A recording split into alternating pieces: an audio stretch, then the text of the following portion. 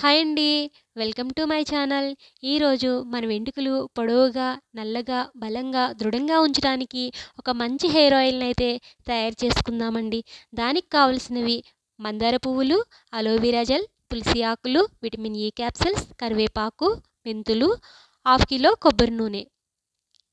వీటినన్నిటిని ఒక మిక్సీ జార్‌లోకి తీసుకొని బాగా మెత్తగా గ్రైండ్ చేసుకోవాలి.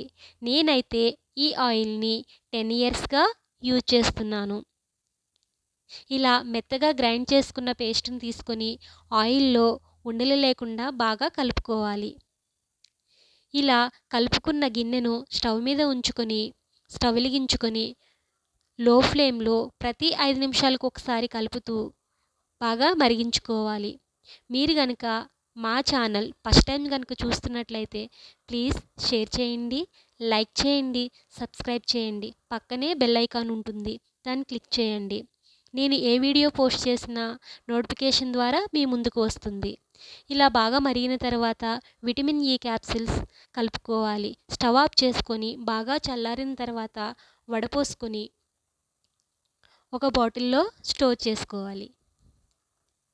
దీన్ని ప్రతిరోజు తలకి అప్లై చేయొచ్చు.